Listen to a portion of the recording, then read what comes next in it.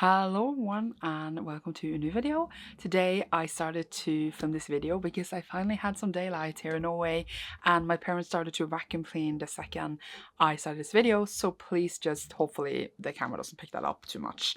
And we are going to do my last wrap up of 2024. I'm already ready to say 2025 here. So obviously for December I ended up reading 44 books, which was exactly what I needed to reach 600. So I landed on exactly 600.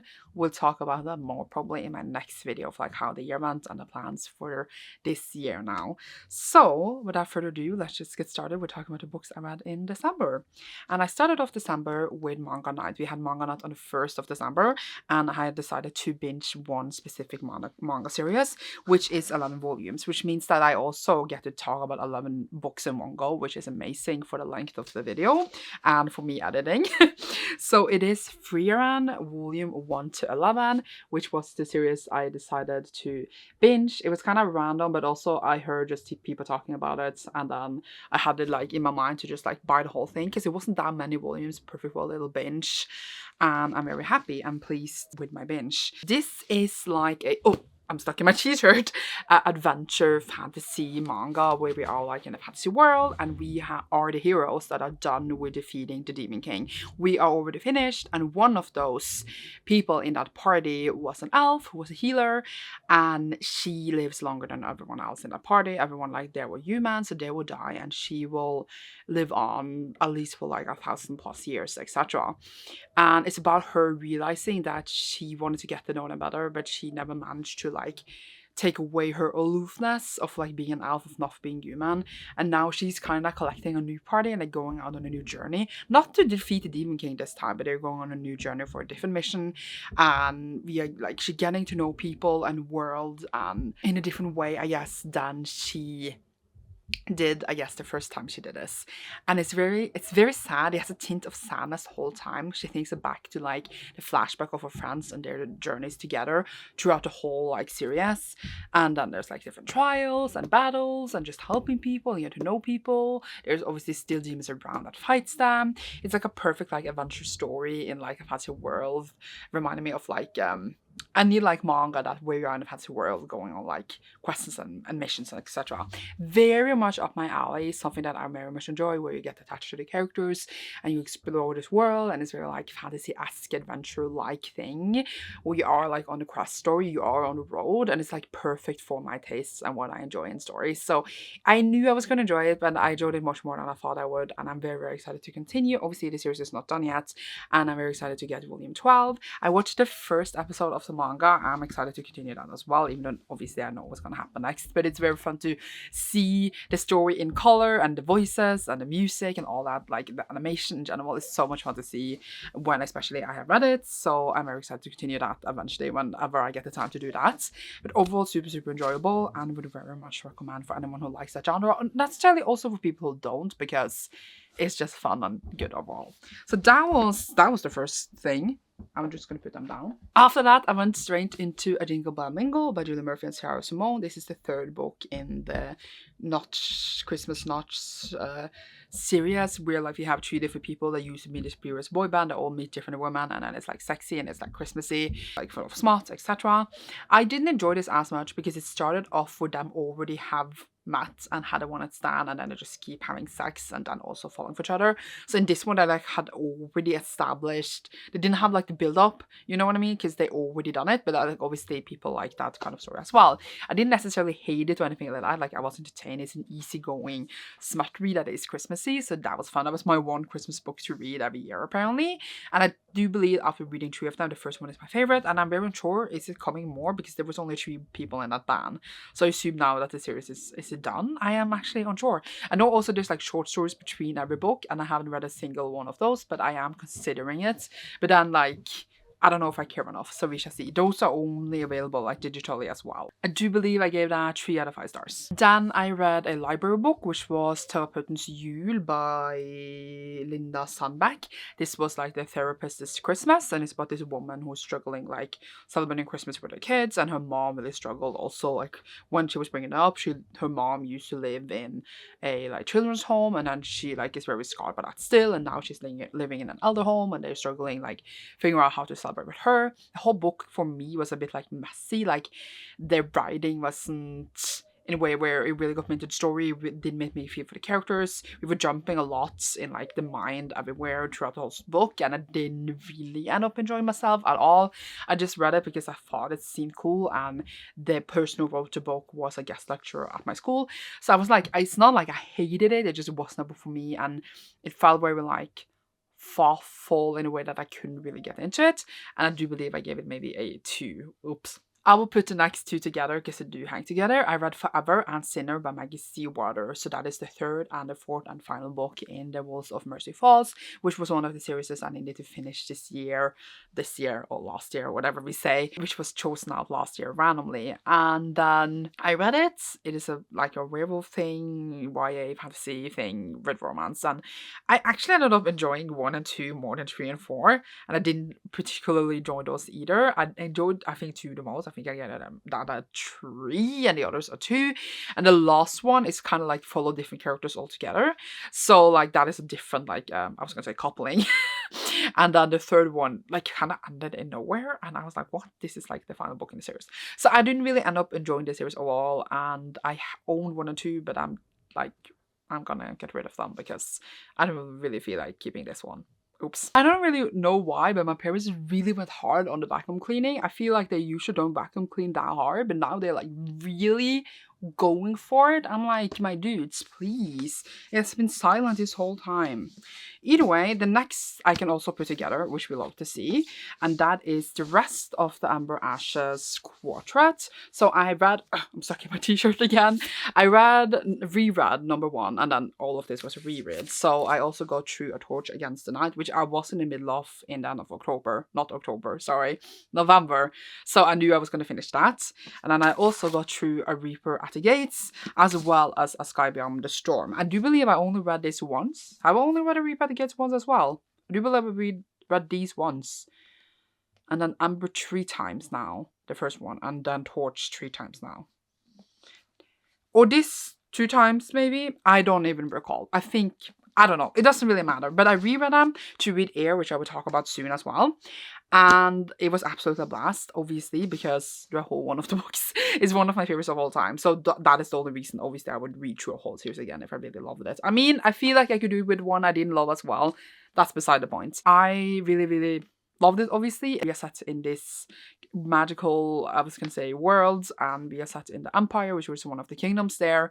And in the Empire, we have the Scholars, who is a very suppressed group of people that the Marshals has completely taken over. We follow Laya, who's a slave, who's a scholar, and her grandparents gets killed, her brother gets imprisoned. She teams up with the Resistance, so they will help her free her brother from prison.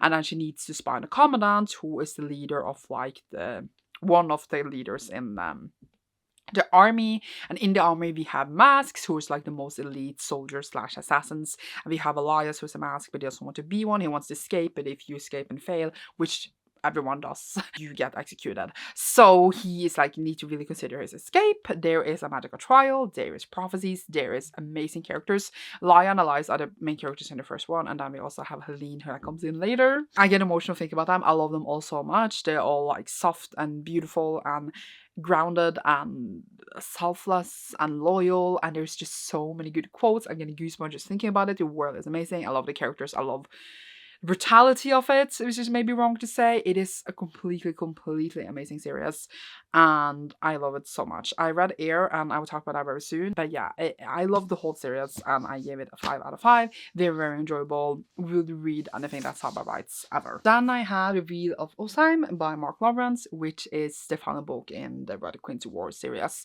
which was also a series I needed to finish in a year, and again, didn't really enjoy this one. I haven't really enjoyed the series that came before, Broken Kingdoms or whatever it was called, and then this is like the sequel series to that, or like they happen at the same time, parallel, and I just didn't enjoy either, I guess, and I haven't really enjoyed anything else by the author, which is terrible to say, but I guess just the author is not for me. I do not feel like I could give a review that give this book justice, because at this point I had stopped caring, and I was just like reading it to like get through the series, which is terrible to say, but sometimes that's how you feel.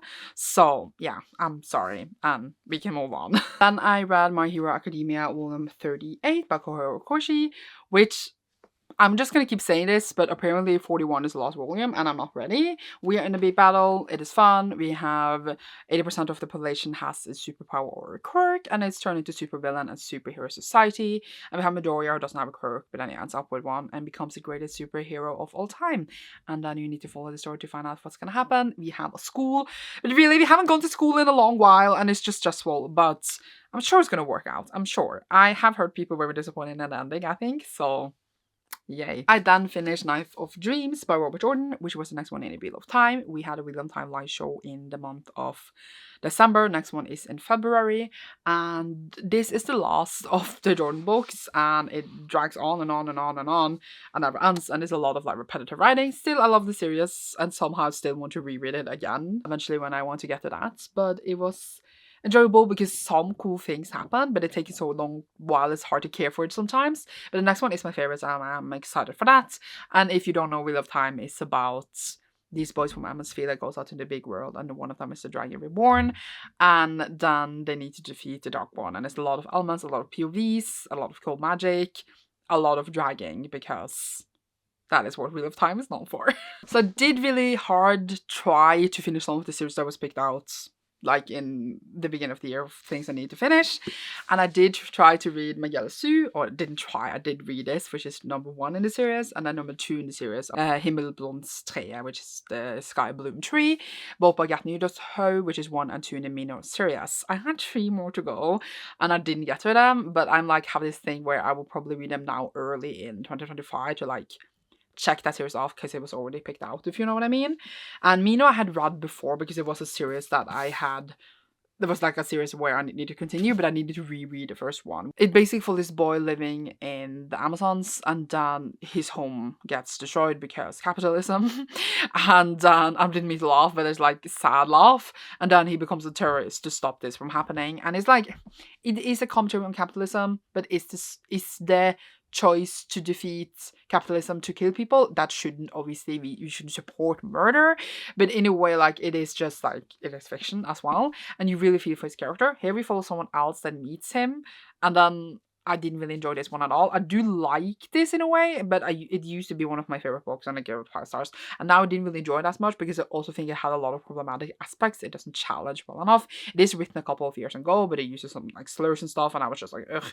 And this one, I just felt like it was like a very stream of thought, and I didn't really see the point of this. So now I'm not excited at all for the third one, because like, as this used to be a fave for many years ago, and now I didn't enjoy it as much, I'd enjoy this even less, and I'm not excited for the rest. Even though granted, the third book was written around the same time as these, and then the 4th and 5th one is like written many, many years later, so I do wonder how they will reflect more on our society many years later, even though the themes in this book that was written about 89 or something is not even that many years ago, but like it's still like society, you know, develops fast.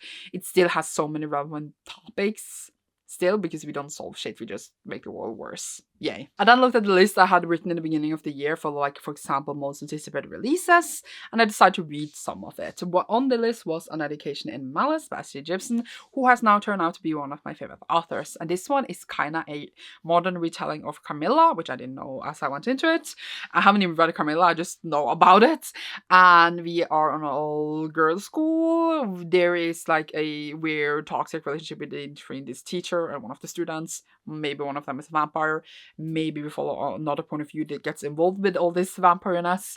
And it's very, very gay and dramatic and murder, and like murders are happening on campus because vampires, and then I need to figure it out. The writing was delicious. I really, really loved it. I really loved the characters. I loved how the story turned out. I love how it was set in a Diary of Blood world, and I just reread that as well, and how we saw characters from that coming together, and I just absolutely loved it, and it was such a good time. I mean, I had been listening to the audiobooks, but that was like throughout a month, but like my physical reading hadn't been the best, you know, at this point. So I'm just very happy I read this, and I gave it 5 out of 5 stars. Absolutely loved it. I also read Oshi No Ko by Akakasaka Mango Yakuyari, which is volume 6. This is really weird, but we have this pop star who was pregnant, and then things happen with the kids that I don't even know if you call it a spoiler, but it started off really, really cool, and now it's kind of like a murder mystery, and we don't focus on the murder mystery. We just focus on the entertainment industry, and I just don't care. I want to know about the murder mystery. I like the concept that we started the series with. I want to explore that, but we don't focus on that at all, and it annoys me, but I'm still going to continue the series because that's what I do, but it annoys me, okay? It annoys me. So I'm not like enjoying it super much, but here we are. I skipped so much around because I put so many books together that I need to make sure that I'm not missing anything. Struggling. I then read Prince of Glass and Midnight by Lindsay Miller. This is book 3 in the Princess series. I bought it as a library, and I read 1 and 2 as arcs. So every story is like a retelling of like the Disney movie with just the prince's point of view instead of the princess's point of view.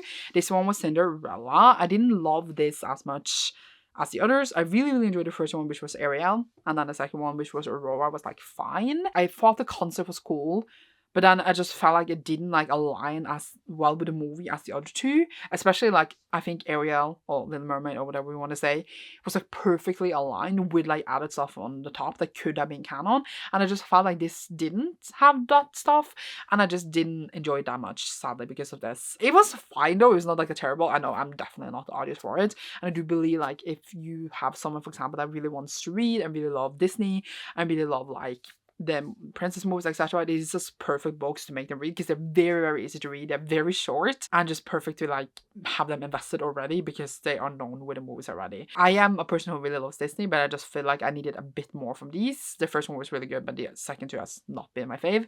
I don't remember how much I rated it. 2.5 maybe. Then we have That's Beating Heart by Rob J. Hayes, which I put on my 24 and 24, I believe, which is War of the Eternal 5, which is the final book in series. Very much enjoyed this. It was such a ride to follow a main character who in the first book needs to escape from this like unescapable prison, and then we go out on her journey through a lot of stuff over the years. I really enjoyed it. I thought it was a good ride. I think the magic system is very cool. I kind of overly want to reread it because I feel like my brain was just like not even realizing how cool it was compared to like the first one.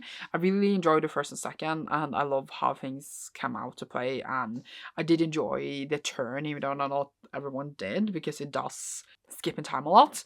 And then I also do you think it could come more? Like it was kind of hinted that it wasn't completely over, so I'm not sure. But I enjoyed it. It was really well written. It was a really cool fantasy world. Would reread in the future. So that is a good sign. Also read Hat Atelier, Volume 5, and here we have this girl who accidentally turned her mother to stone, and then she needs to learn magic to undo the magic. Or is it glass? I don't remember. And then we go to kind of magic school, and we have magic lessons and tests and different stuff like that. It's cute but dark and sad at the same time. The art particularly is like a bit different and cool, I think, and I'm very much enjoying it. Very excited for the next one. I think that's what I got to say. Oh my god, so then me and Erica decided to like listen to more audio because we want to see if we could complete her reading goal before the end of the year. We didn't, but we listened to some more audiobooks like a lot in December, lots compared to the rest of the year because we've been really bad at it. She wanted to read dark books, and we read Little Stranger by Lee Rivers, and this one Erica wanted to read dark books. I told her this is just smut. She didn't believe me. It was just smut. We have a stepbrother and a stepsister. No, they're not even step. They adopt their brother and sister, and they grow up together. They're not like blood related, and then he's obsessed with her, and she likes it, and then they have a lot of dark sex, and then it says on the synopsis that she betrays him, he goes to prison and comes out again, but that is like over half of the book that happens, and he comes back and it's creepy and does. Look up trigger warnings for this one. It is quite terrible actually. I was sitting there a bit like, oh. But at the same time, I also laughed myself a bit because it was just kind of ridiculous and hilarious with some of the smut, etc. But overall, did not end up liking it much. Like, it was just sex. When we were like in his side, because he was clear that he had some issues, it was so twisted that was interesting, but that was only for like 20 minutes of like this 5-hour audiobook, which was way too long. And the sequel is as double long, and we are just laughing our ass off of that because like, how much smut are you gonna write in the sequel? But yeah, if you like Hunt and Adeline or something, I feel like this is like in the same era of that, and it's not really a genre for me. Not shaming anyone who likes it. I do believe I was entertained. I laughed. I was entertained. I liked his point of view because like we wanted like the twistedness, and I thought that part was good.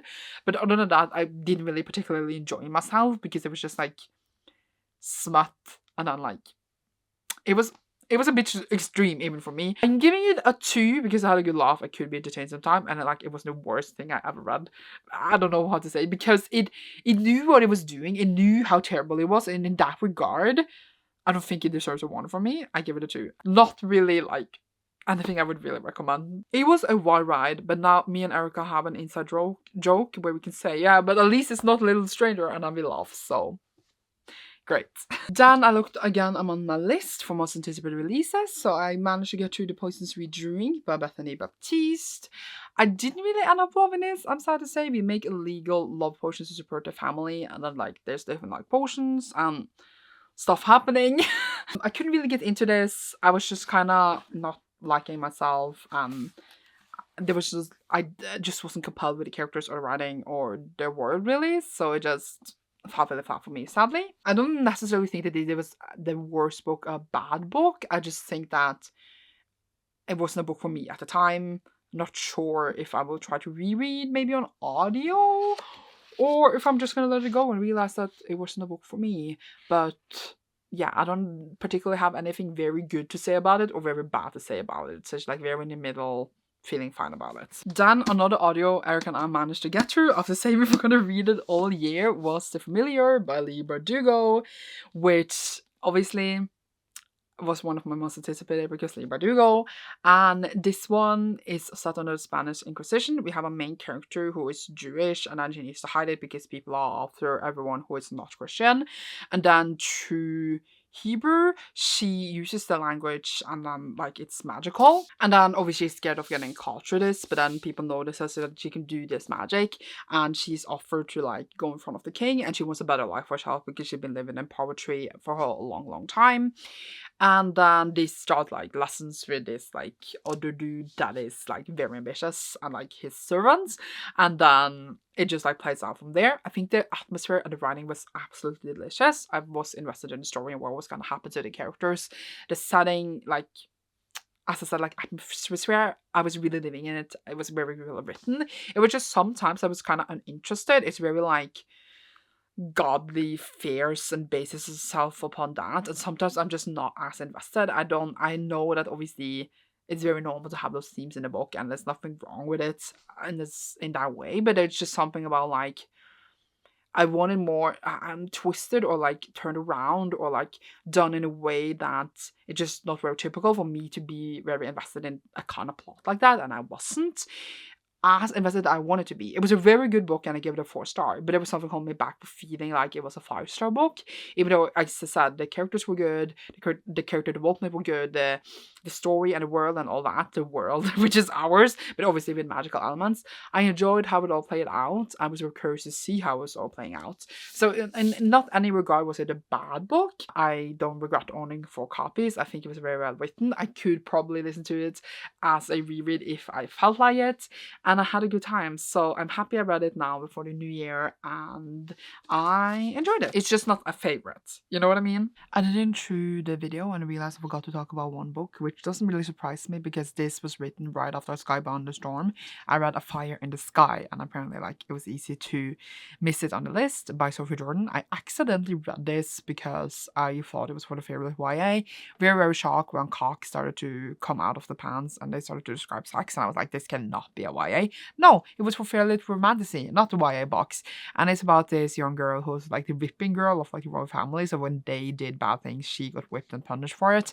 And now they're using her to marry like this root of a Northman because they don't want to marry any of their precious princesses to the Northman. And she goes with him and finds stuff about herself on the way. I don't know actually how much the synopsis says about this, but I was laughing my ass off. It had like all the typical elements of like a romance ever. The sex was average, and then it was very dramatic. It ended in a really dramatic and I guess interesting way that makes you want to read a sequel. So yes, I was a bit invested and I thought it was a good time.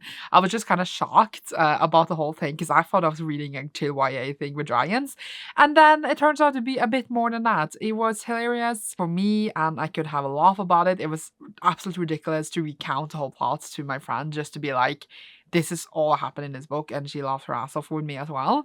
And it was like, it wasn't terrible, but it wasn't like amazing. Like I just felt like, okay, it was romantasy, and it wasn't particularly the best or the worst romantasy. And I ended up giving this a 3 out of 5. Yay. I then read the Mime Order, which was the next one in the Bond season with the rewritten editions. I enjoyed this one more the first time I read it, but this one is all about, I don't even know how to say it, but we are in Skyen, which is like London 1956, 2056 or something, which is not even that long until, where people with clairvoyant abilities are being hunted, and Paige is one of them. She's part of this, like, I was gonna call it like a mafia group, and then she gets taken, and that's all I got to say. She gets arrested, and you need to read it to find out what happens to her. I really enjoyed the first book more than the first time I read it, and I enjoyed this more than the first time I read it as well. Here, she needs to come to terms with what happened in the first one, and like change the players in a way. I don't really know if I want to say more if you haven't read the first one. The third one is my least favorite from the original reads, so I'm curious to see if I'm enjoying more now. But yeah, it was fun to see it played out. I like how it's written more. It can be a bit like jagging sometimes, but not necessarily a bad thing. I'm flowing more with the story now that I'm used to it. And I'm curious to see how the whole story overall will play out, because it's definitely a story with a setup where you have certain predictions and then they don't necessarily come true. So that is, also interesting. And I gave it a 3. Then I turned around some of the manga on my list so that I can complete some series of the manga list in 2024 instead of doing it in 2025. So I read Given next by Natsuki Kisu, which was a last volume of Given, which is this gay boy band. It was nice to see it wrap up, and it did make me feel a bit like, yeah. But the beginning I absolutely loved, and the last few volumes I have really fallen out of it, and I still feel the same a bit here. Like, I was not at all invested in it as I was in the beginning, and while it was a touching ending, it still didn't make up for like the emotions I had in the beginning compared to the end in a way. It's still like not a bad series. I think it was cute, queer manga series that I enjoyed. Then I read The Tolvte Huset by Malice Running, which is a Norwegian book that I was reading for this book reading circle at work. So I would just start to read some of them in the end of the month. Some of them I read one, but I'm planning to read the rest very soon. And this one just is about this woman who is now an adult, and then her brother is in hospital, and she doesn't know who's gonna wake up, and she thinks about back to her childhood when basically she was living with her mom and her new boyfriend, and he was super abusive, and one summer when they just completely left them alone, and she was like 10, and she like left for another part of the country for like a whole summer, and she's thinking about that abuse basically, and then while also visiting her brother at the hospital and reflecting upon that. It was a lot of abuse. It was just abuse, and it was difficult and hard-hitting. I don't necessarily think I loved it. I thought it was a sad read, and obviously I felt a lot for the characters. I just felt like, where are we going with this? And then I did feel like we didn't really go anywhere. But I'm excited to see what the others in the group think, because we are going to have like in live discussions about it.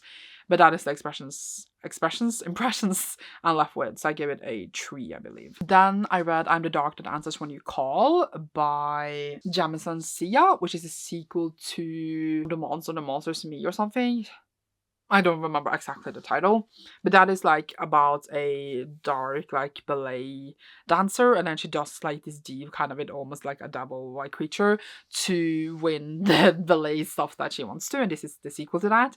Was not invested in this as I was in the first one. Felt like I didn't really see the point of the sequel. It could definitely ended with the first one. She goes around still with this entity, and then stuff plays out from there, but I was not invested in it as I was in the first one at all. Did end up giving this like a 3. I felt fine about it. Then I read Heir by Heir, which is the first one in the Heir duology, set in the world of Amber and Ashes. I want to emphasize that if you want to read this, and it was a fairly book with this alone, I would very much recommend reading Amber before reading this, because there's so many characters from Amber that is in this. Basically, like, all of like the most important characters in Amber is in it, and they spoil obviously how everyone ends up together and what happened to them, and it spoils the ending of Amber, and then you don't have any emotional connections to the characters unless you're about Amber. So like you would just see this character and you would just be like, who is this? You will literally just be like, who is this? You don't have an emotional connection to them, so why would you care what happens to them when they arrive on a page if you haven't read Amber and Ashes? That's my opinion. But we have 3 new point of views in this one. Set 20 years after Amber and Ashes, we have new conflicts in the world. absolutely loved it. I was so scared I wouldn't because I saw some like mixed things about it. It took me a little while always to get into the new point of views and like to care for them, but the twists that when it all hung together, the characters, their world, the way we got to see all faces. Getting goosebumps again. Absolutely loved it. I was so scared I wouldn't, but yeah, I loved it so much. I want to reread Amber again just to reread this again because it was just so good. Cannot wait for the sequel. It is a duology. I'm a bit scared, but definitely like enjoyed it so much. Enjoyed all the characters, enjoyed the world. I don't want to say like more, but there is murders happening. There's an investigations. It absolutely broke my heart. But at the same time, piece it back together just like the original trilogy did. Not trilogy, quartet. And I love these so much. I love this series. I love these books. That's what I got to say.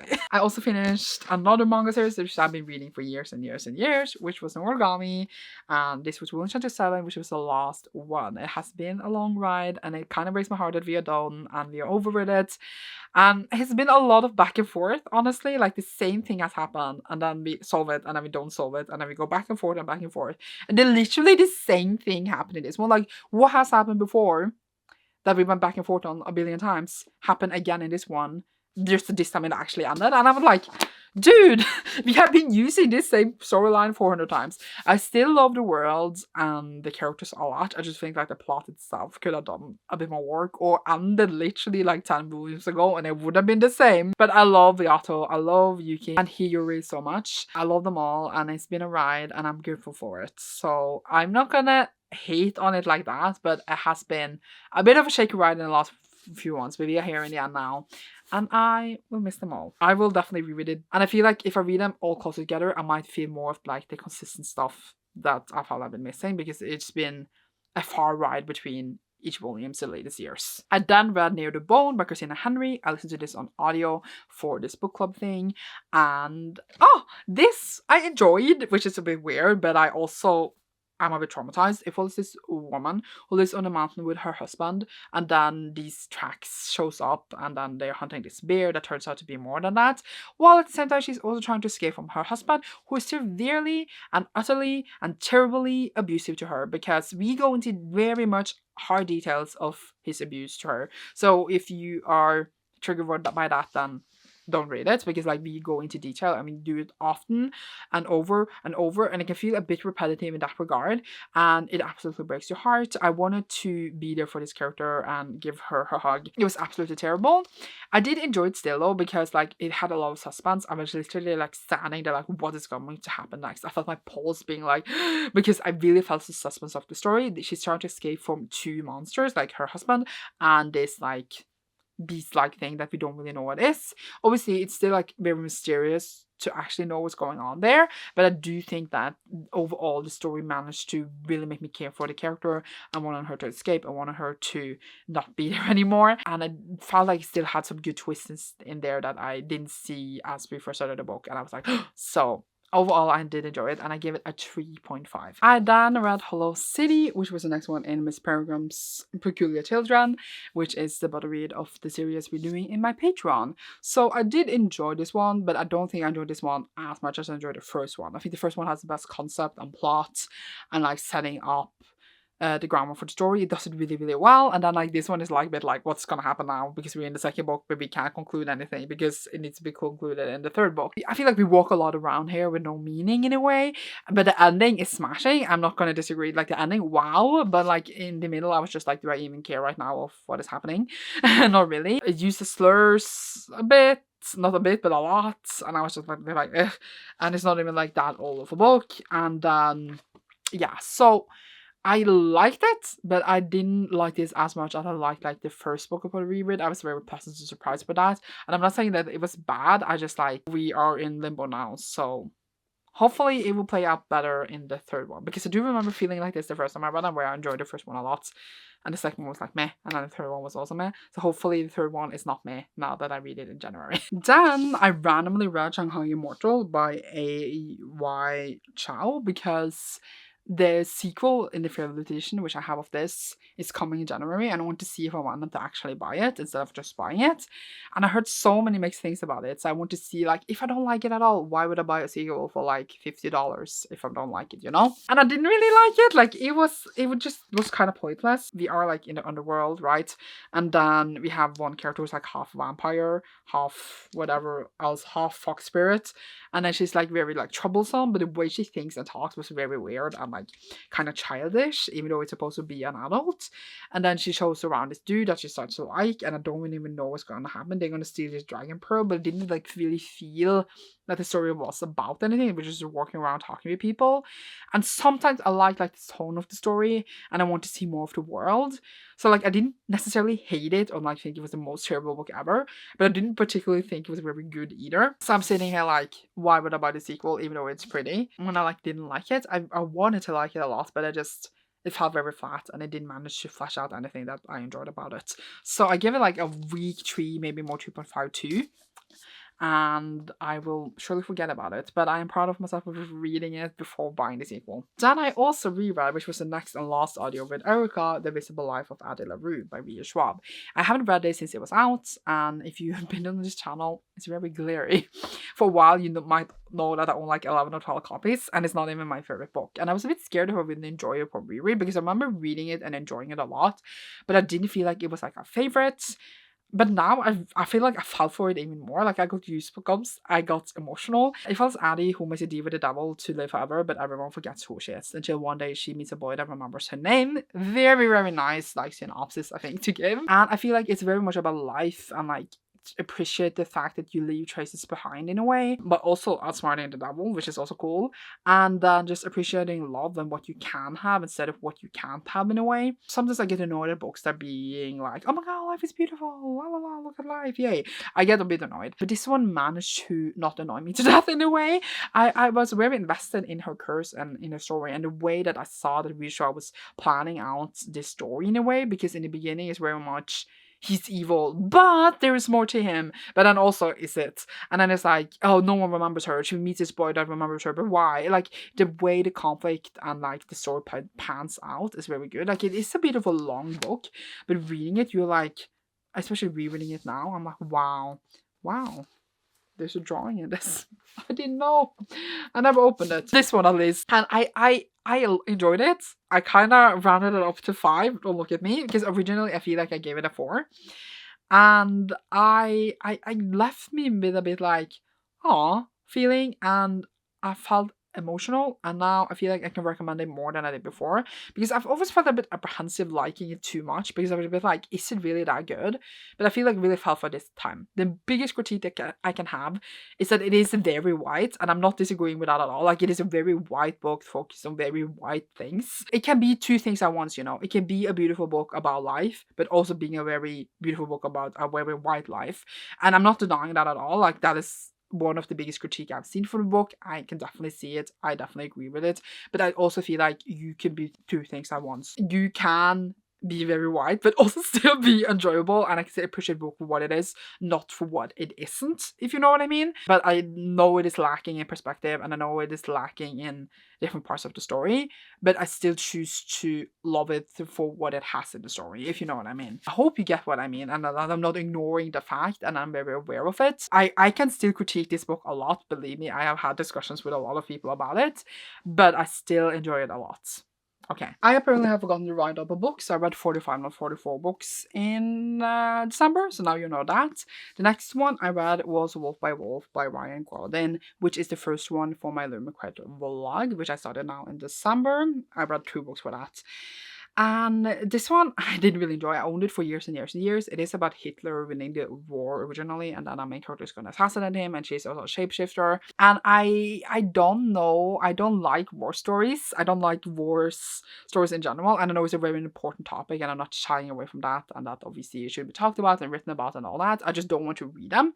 So I don't know why I thought that this was interesting the year about it in 2016 or something, because it is like very much focused on war and like the aftermath of the Second World War, and like it's super important to think about and talk about, and I don't again disagree with that, but I just don't want to read about it. And even with the fantasy elements, I wasn't interested, and I didn't particularly think it was very good. It was just very random sometimes. So yeah, that was my first impression of the first Illuminati book. Gave it out 2 spoilers for that vlog. I then read Yona of the Dawn Volume 1, which was the Gun Machine pick for December, which is what Cecilia picked out. So started a new series like the last day of the year. And this one follows a princess and tragedy strikes. Her father gets killed. She is on the run now with one of her childhood best friends. They are not what I thought what the story was about, but I'm very much enjoying it so far. I'm very curious to see how it will play out because there's over 30 volumes. I'm like, how is this gonna play out? Are you gonna probably meet allies? Are we gonna like have different love interests? I don't know, but it was very emotional and dramatic